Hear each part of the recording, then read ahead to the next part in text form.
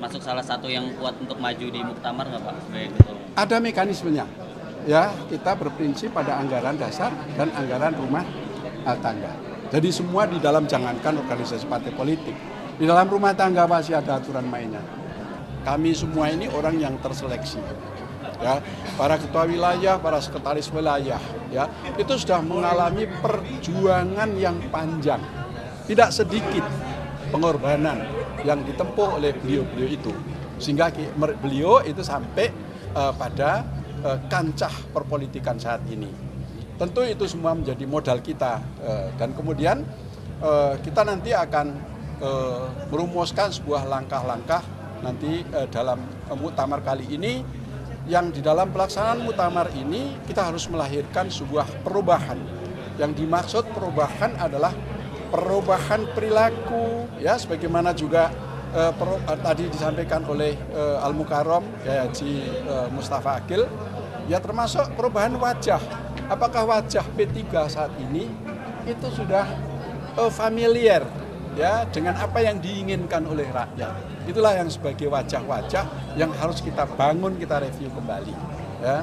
Dan terakhir, muktamar jangan sampai nanti dibumbui, ya, oleh goresan-goresan yang nanti kemudian menjadi beban-beban masa lalu.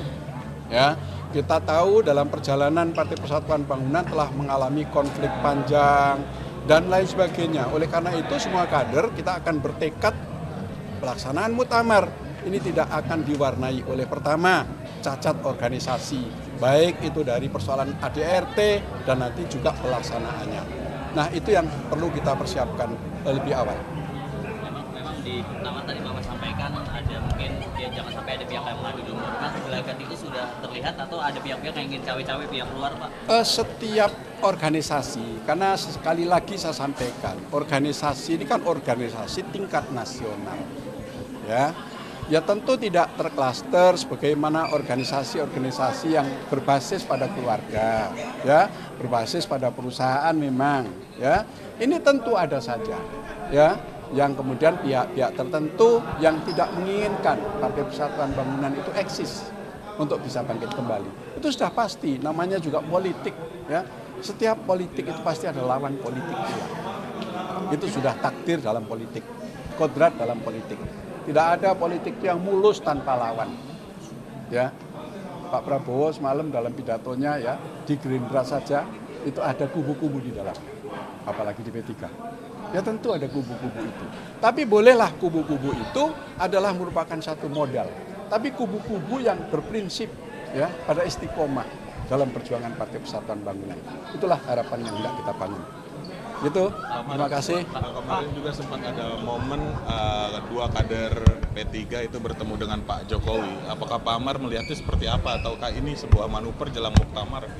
Semua kader-kader kita, ya, memiliki kewajiban, ya, untuk selalu menjalin komunikasi silaturahmi, ya, kepada tokoh-tokoh bangsa. Apalagi beliau adalah mantan Presiden Republik Indonesia, ya. Itu patut untuk setiap kader itu melakukan silaturahmi, ya, itu hal yang justru harus dilakukan oleh para kader-kader. Namun tentu setiap kader memiliki kapasitas sendiri. Jadi kalau kita main bola, ada bek kanan, ada bek kiri, ada penyerang tengah, gitu ya. Nah, kalau lebih nanti offside, gitu kan? Jadi nggak masuk ke gol, walaupun masuk tapi nanti jadi nggak jadi poin. Nah, itulah yang tadi juga saya sampaikan. Kita ini orang-orang hebat yang terseleksi, ya, yang berbasis dari daerah yang berbeda-beda. Kita menyatu menjadi satu untuk mencapai sebuah tujuan. Nggak mungkin kalau kita jalan sendiri.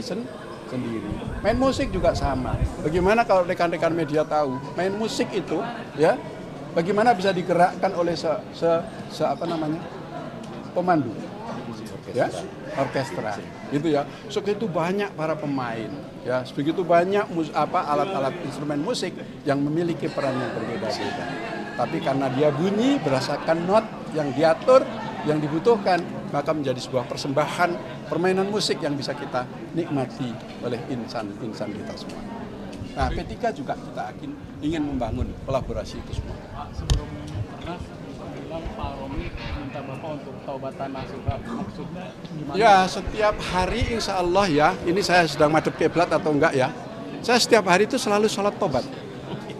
Ya, bahkan apakah tidak kenal itu habis isya ya, atau pas saya melakukan sholat hajat misalnya, saya selalu melaksanakan sholat tobat.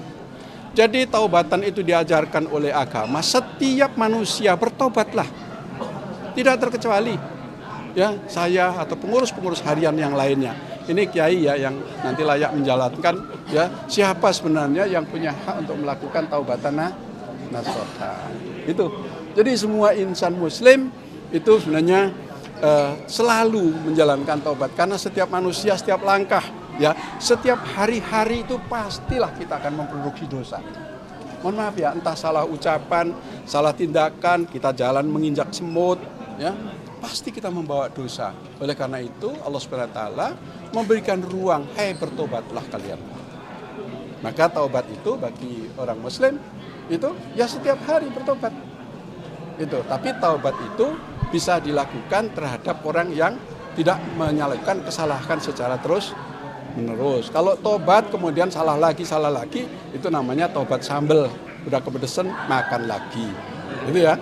Terima kasih atas perhatiannya. Berarti ini Pak Gasal, berarti Pak Sandiaga masih kan Pak kader P3 Pak, sehingga pas kemarin datang ke Pak Jokowi itu masih dalam kapasitas mungkin masih Pak Sandiaga Uno adalah pemegang kartu KTA sebagai kader Partai Persatuan Pembangunan.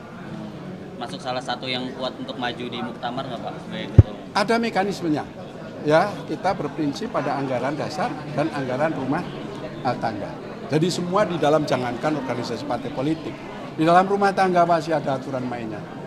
Ya, pasti ada aturan mainnya. Dua kader itu yang bertemu Pak Jokowi melapor nggak sih Pak hasil pertemuannya atau sebelum pertemuan melapor ke Bapak? Atau kita Kita ini setiap kader ini tidak diwajibkan untuk melapor seperti institusi batalion. Ya, jadi ya kalau beliau pergi ke pasar pulang lapor dan ya enggak lah, gitu ya. Nah, jadi ya kreativitas, ide, gagasan, ya sebuah itu bisa dilakukan oleh masing-masing kader itu sendiri. Yang terakhir kemarin kan Pak Prabowo itu sempat mengatakan bahwa kemungkinan nanti pilkada itu atau mengusulkanlah kemungkinan pilkada nanti itu melalui DPRD. Nah, tanggapan dari P3 sendiri gimana atau apakah itu nanti akan dibahas di muktamar? P3 sudah berkiprah politik ini ya selama berkiprah mulai pemilu. Kita ya. Jadi Partai Persatuan Bangunan itu sejak pemilu pertama tahun 77, artinya sudah 12 kali pemilu. Ya, kita sudah berpengalaman berinteraksi dengan masyarakat. Kita akui sepenuhnya bahwa pemilu kali ini adalah pemilu yang paling berbiaya tinggi. Biaya yang dimaksud termasuk di dalamnya adalah biaya yang dikeluarkan oleh negara. Berapa triliun sebagaimana yang Pak Presiden sampaikan itu hangus dalam 2 hari. Memang kita butuh untuk membangun penguatan sebuah demokrasi, tetapi tidak boleh juga membebani rakyat. Sehingga harus ada ide-ide inovasi pemikiran bagaimana supaya kita menjalankan demokrasi itu dengan ekonomi biaya yang tidak terlalu tinggi. Karena rakyat juga sedang membutuhkan ya produk-produk lain, tidak hanya berpolitik, tapi ada bidang pangan, ya, bidang alutsista untuk pertahanan, ya, juga infrastruktur yang harus kita bangun. Itu juga tidak kalah penting. Tapi politik untuk menjaga demokrasi, mengantarkan hak kedaulatan rakyat, itu juga tidak kalah penting. Gitu ya. Terima kasih atas semua perhatiannya. Rekan-rekan media sudah mengikuti acara kami. Mudah-mudahan sampai selesai besok. Nanti insya Allah selesaikan.